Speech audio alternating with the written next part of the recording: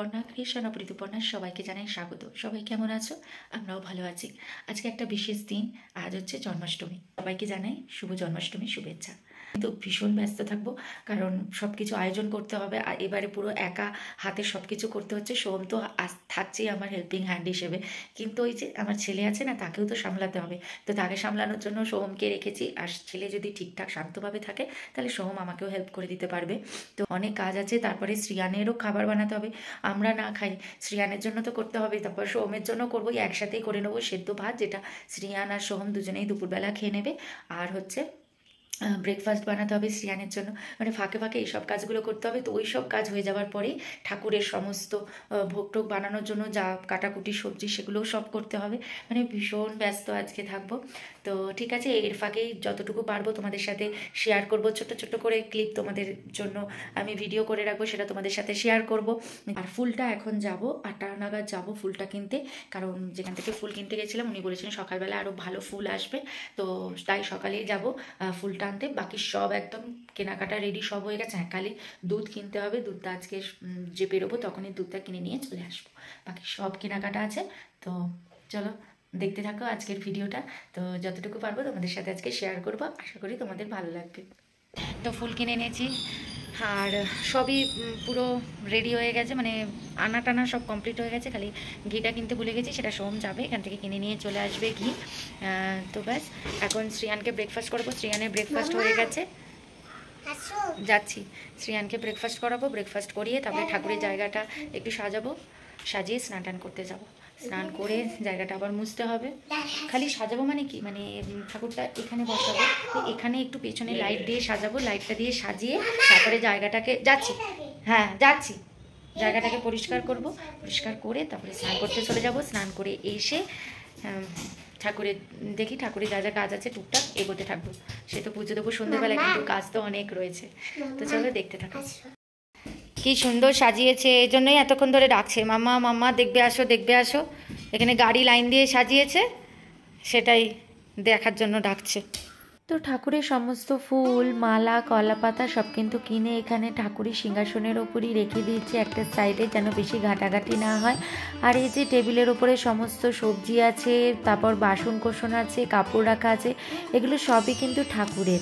আর শ্রিয়ানের ভয়েতে সব এখানে লুকিয়ে রেখে দিয়েছি। এখানে আছে গোপালের স্ন্যাক্স আছে, ধূপকাঠি টুকটাক জিনিস আছে, যেগুলো শ্রিয়ানের ঘাটার মানে খুব ইচ্ছে, তো সেগুলোকে কিন্তু এখানে লুকিয়ে রেখে দিয়েছি।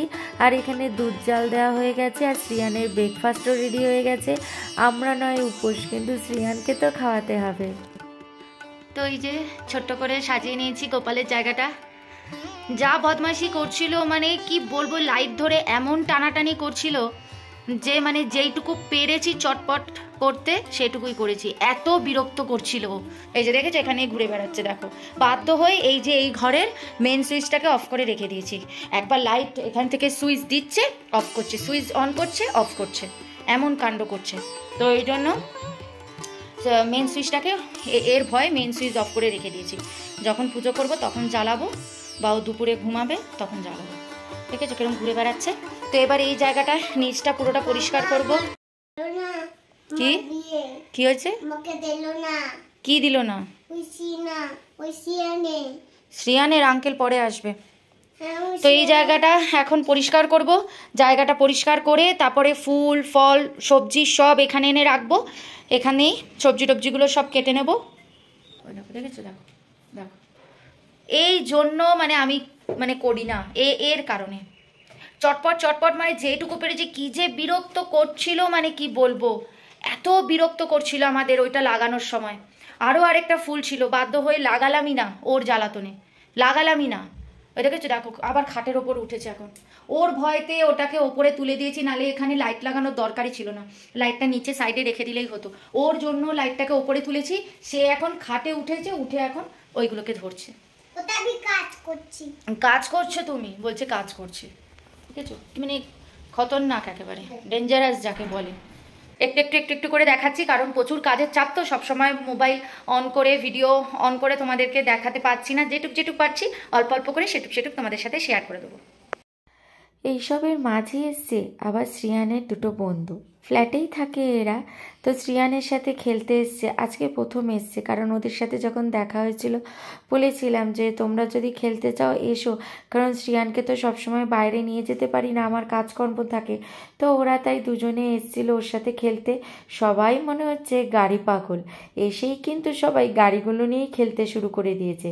শুধু ভাবতাম শ্রিয়ানই গাড়ি পছন্দ করে, কিন্তু দেখছি না, এরাও বেশ গাড়ি পছন্দ করে। কিন্তু স্নান টান করে পরিষ্কার করে চলে আসলাম একদম ঠাকুরের কাছে। এখানে লাইট ফুল লাগাতে গিয়ে এই জায়গাটা পাড়া পড়েছিল, তাই এটাকে একটু ভালো করে মুছে নিচ্ছি, কারণ ঠাকুরের জায়গা তো পাড়া টাড়া দিলে না ভীষণ বিরক্ত লাগে, একটু পরিষ্কার করে করতে ভালো লাগে। তাই এবার একে একে ঠাকুরের জিনিসগুলো সব এখানে নিয়ে আসবো, কারণ গোছাতে হবে সব। এবার একে একে প্রতিটা জিনিস এখানে নিয়ে চলে আসছি। ঠাকুরের কাছে জিনিস থাকলে না সুবিধা হয়, এখান থেকে সুন্দর করে গুছিয়ে রাখা যায়, কিন্তু ওই বারবার বাইরে থেকে এনে করা যায় না, তাই একবারে এখানে সব করে রাখবো। আর এখানে কিন্তু গাঁদা ফুলটা না খুব একটা পাওয়া যায় না, মাঝে সাঝে পাওয়া যায়। তো এবারও পাওয়া গেছিলো, কিন্তু সেটা মালা হিসাবে। তো আমি মালা হিসেবে কিনে এনে ফুলগুলোকে খুলে খুলে নিয়ে নিলাম গোপালকে সাজাবো বলে। আর শ্রিয়ান তো আছেই, দেখেছো ব্যাগটা নামিয়েছি, আমি তো খালি ভয় ভয়ে আছি যে ও না এসে এখানে হামলা করে।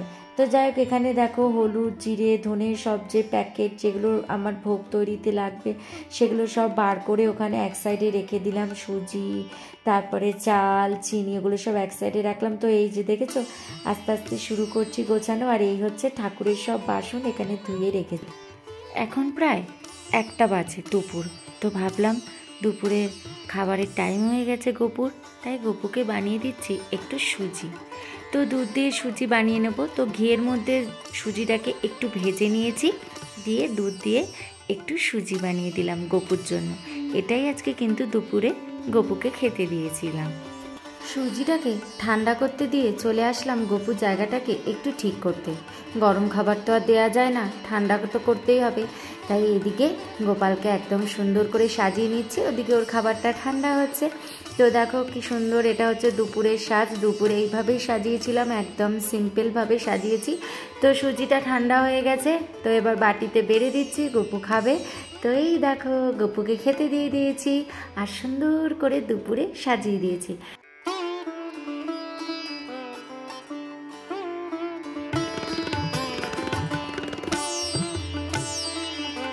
তো ওদিকে তো গপুকে খেতে দিয়ে দিয়েছি, গপু লাঞ্চ করছে, আর আমিও চলে এলাম। জামা কাপড় কয়েকটা কেচেছি, দেখো কয়েকটা জামা কাপড় কাচা হয়েছে, এগুলোকেই এখন মেলবো।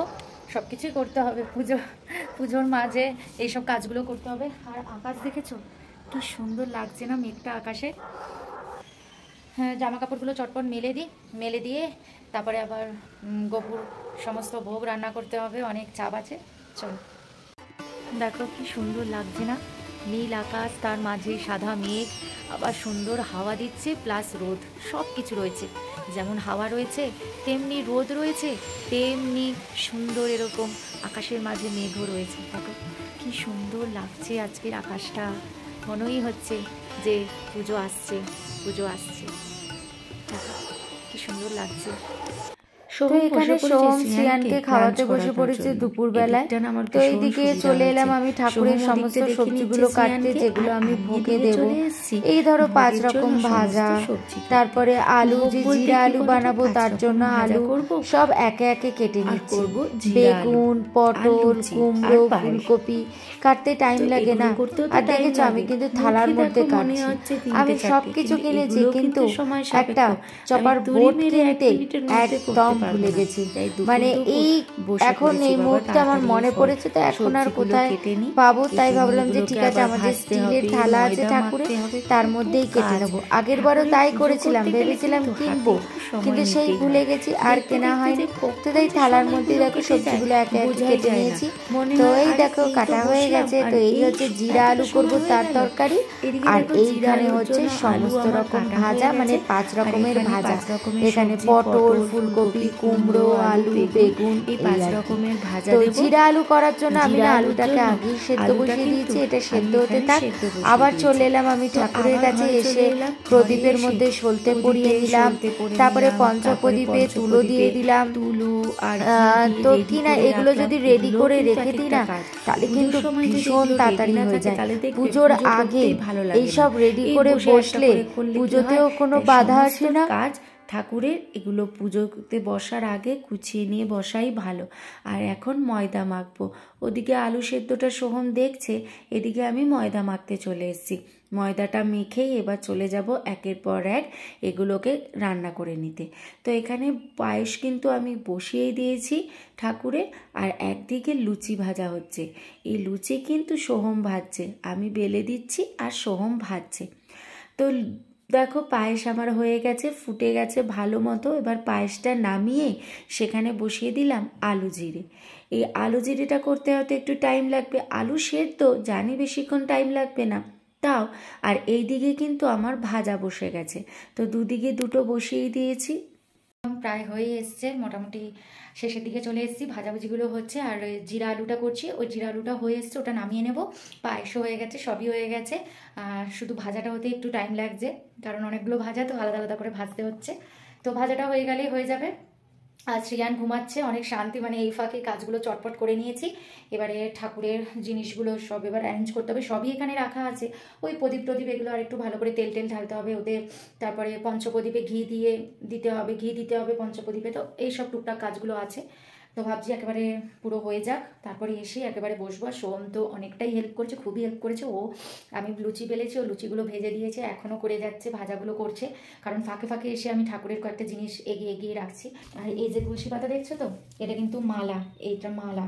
এই মানে এখানে মালা ছাড়া মানে তুমি কিনতে পারবে না। আমাদের ওখানে যেমন অল্প কিনতে পাওয়া যায়, এখানে হচ্ছে মালা কিনতে হবে। এই আর এই যে পদ্ম পেয়েছি, এই পদ্মই পেয়েছি, আগেরবারও এই পদ্মই পেয়েছিলাম। এই সব কিছুর এখানে দাম বেশি, তো যাই হোক ঠাকুরের নাম করে আনি, তো যা দাম হয় তাই নিয়ে আসি। কিন্তু তুলসী পাতাটাও যদি একটু ওরকম আমাদের মতো খোলা পাওয়া যেত তাহলে ভালোই হতো।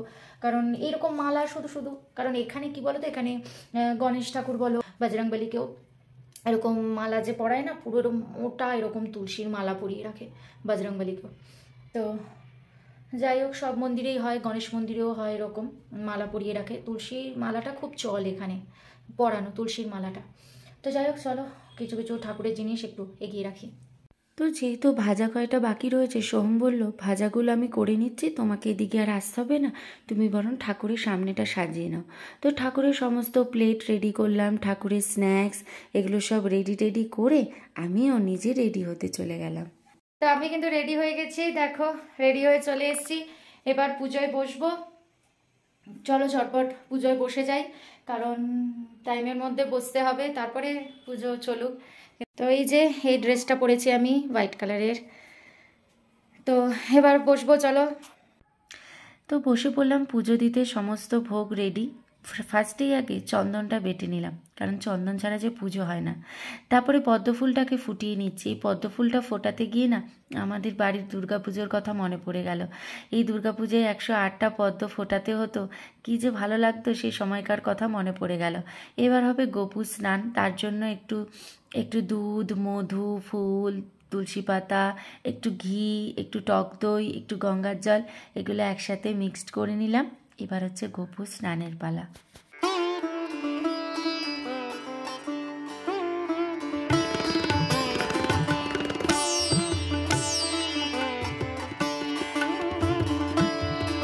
দেখো তো আমার গোপুকে কেমন লাগছে।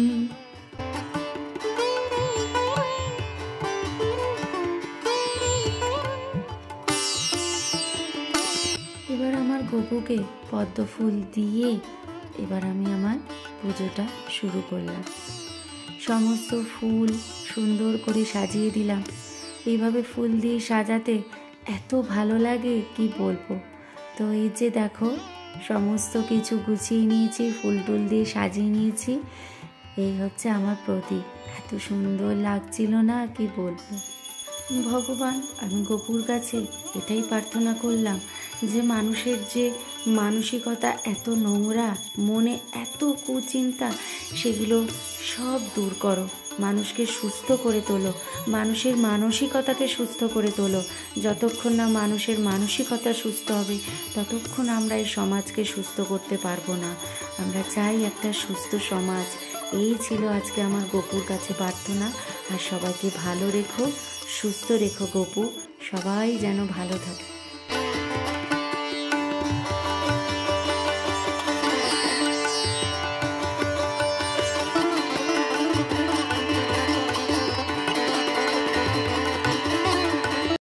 পুজো কমপ্লিট করে গপুকে খেতে দিয়ে চলে এসেছি একদম কিচেনে দেখেছো কি অবস্থা? এগুলো কিন্তু কিচ্ছু পরিষ্কার করিনি, চারিদিকে তেল পড়ে রয়েছে। এবার এগুলোকে পরিষ্কার করব। তো পুজো হয়ে গেছে, দেখো আবার জামাটা ছেড়ে নিয়েছি, কারণ ওটা সাদা জামা তো কাজ করতে গেলে কোথায় দাগ টাগ লেগে যাবে, এজন্য জামাটা ছেড়ে নিলাম। আর ওভেন টোভেন সব পরিষ্কার করে নিয়েছি, তোমাদেরকে বললাম ওভেন পরিষ্কার করে নিয়েছি। এখন শুধু ওই ঠাকুরকে যা ভোগ দিয়েছি তাই দিয়ে আমি আর সোহম রাত্রে খেয়ে নেব। আর শ্রিয়ানের জন্য শুধু একটু রুটি করব। ওই যে দুপুরবেলা সোহম আলু ভাজা করেছিল, ভাত আর আলু ভাজা করেছিল সোহম ওদের দুপুরে খাওয়ার জন্য, তো ওই আলু ভাজা একটুখানি রেখে দিয়েছিলাম, ওটাই শ্রিয়ানকে রুটি দিয়ে খাইয়ে দেবো। শ্রিয়ানকে লুচি দেবো না রাত্রে। আর ব্যাস, এখন শরীরটা না পুরো ছেড়ে দিয়েছে, এখন শরীরটা এত খারাপ লাগছে, সকাল থেকে না খেয়ে আছি, তাও কিন্তু পুজো দেওয়া অবধি কিন্তু কিচ্ছু মনে হচ্ছিল না, একদম শরীরে যেন ফুল এনার্জি ছিল। যেই পুজো দেওয়া হয়ে গেল, একটু চন্নামিত্র খেয়েছি আর একটা মিষ্টি খেয়েছি, ব্যাস সাথে সাথে শরীর আমার ছেড়ে দিল। মানে কাজ করছি, মানে করতে হবে তাই করছি, উপায় নেই তাই। তবে সোহম প্রচণ্ড হেল্প করেছে, প্রত্যেকটা বাসন ধুয়ে দিয়েছে আমার, প্রত্যেকটা। মানে ঠাকুরের বাসন এখনও আছে, যেখানে ভোগ দিয়েছি, ফল মিষ্টি দিয়েছি, ওই বাসনগুলো রয়েছে, কিন্তু বাকি যা যা বাসন ভরেছে, কড়াই বলো, 2টো কড়াই, তারপরে এক্সট্রা যেসব থালা বাটি ভরেছিল এই পুজোর জন্য, সব কটা মেজে দিয়েছে, মেজে সব গ্রিলের মধ্যে উল্টে রেখে দিয়েছে, মানে জলটা ঝরানোর জন্য। আর আমি খালি এসছি, আমি খালি ঠাকুরের জায়গাটা, ওই জায়গাটা একটু ক্লিয়ার করলাম, মানে যে সব জিনিস ছিল এক্সট্রা, ফুল টুল, তারপরে পুজো দিতে যা যা লেগেছে ওগুলোকে সব সরিয়ে দিলাম। খালি ঠাকুরের ভোগটা ঠাকুরের কাছে আছে, আর প্রদীপ চলছে, তো এই যে দরজা বন্ধ করে রেখে দিয়েছি, গোপাল খাক নিজের মতো। তো আমি আসলাম, এসে খালি ওভেনের এই জায়গাটা পুরো পরিষ্কার করলাম। ওটা মানে পুরো তেল হয়েছিল, পুরো একদম তেল হয়েছিল, ওই জায়গাটা পুরো পরিষ্কার করলাম। রান্নাঘরটা ঝাড়ু দিলাম, রান্নাঘর ঝাড়ু দিয়েছে, সামনেটা খুব নোংরা হয়েছিল, তো এইসব ঝাড়ু টাড়ু দিতে এখন মনে হচ্ছে না বেশ পরিষ্কার, রান্নাঘরটা এখন পুরো পরিষ্কার হয়ে গেছে। তো ব্যাস, সোহমের কথা যেটা বললাম, অনেক সাহায্য করেছে আজকে। মানে ভেবেছিলাম অসুবিধা হবে, কিন্তু সত্যি সোহম অনেকটা সামলে দিয়েছে, অনেকটা পুরো সারাটা দিনই হেল্প করেছে। তারপরে বাসন টাসন মেজেছে নিজেই, তারপরে স্নান টান করেছে, করে বাকি সব কাজে আমাকে হেল্প করেছে, অনেক হেল্প করেছে, অনেক। আজকে ও এই জন্যই আজকে অফিস থেকে ছুটি নিয়েছে, ওর তো ছুটি ছিল না আজকে। শ্রিয়ানের আজকে স্কুল ছুটি ছিল, ভেবেছিলাম সোমবার স্কুলে পাঠাবো, কিন্তু শ্রিয়ানের স্কুল ছুটি ছিল, আর সোহমের ছুটি ছিল না। সোহম নিজে ছুটি নিয়েছে, কারণ আমি বলেই দিয়েছি যে দেখো আমি একা পারবো না করতে, আমার পক্ষে সত্যিই সম্ভব নয়, শ্রিয়ানকে পুরো সামলে একা এত কিছু করা সত্যি সম্ভব নয়, একটা কাউকে দরকার পড়ে। তো সোহম সেই জন্য ছুটি নিয়ে অফিস একদম পুরো হেল্প করে গেছে, প্রচুর হেল্প করেছে। তো যাই হোক, আর বেশি অনেকটাই কথা বলে ফেলেছি, কিন্তু আজকে জানি না ছোট্ট তোমাদের আজকে জন্মাষ্টমী বিষয়ে পুরো ভিডিওটা দেখালাম, এছাড়া অন্য কিছু তোমাদেরকে দেখাতে পারিনি। আর কি দেখাবো, সারাদিন তো এই নিয়েই ব্যস্ত ছিলাম। সকালে একরকম সুজি করলাম গোপালের জন্য, তারপরে আবার সোহম ঢুকলো ভাত আলু ভাজা করার জন্য, তখন আমি অন্যান্য বাসন টাসনগুলো ধুচ্ছিলাম। তো এই মানে সারাদিন এইসব জিনিস দিয়েই কেটে গেছে, তো সেগুলোই তোমাদের সাথে অল্প করে শেয়ার করেছি। তো ভিডিওটা এখানেই এন্ড করলাম। যদি ভিডিওটা কোথাও কিছু ভালো লেগে থাকে তাহলে অবশ্যই লাইক কমেন্ট শেয়ার করে দিও, আর সাবস্ক্রাইব করে এই ছোট্ট চ্যানেলটার পাশে থেকো। আবার দেখা হচ্ছে নেক্সট একটা ফ্রেশ ব্লগের সাথে। ততক্ষণের জন্য বাই, গুড নাইট, ভালো থেকো, সুস্থ থেকো।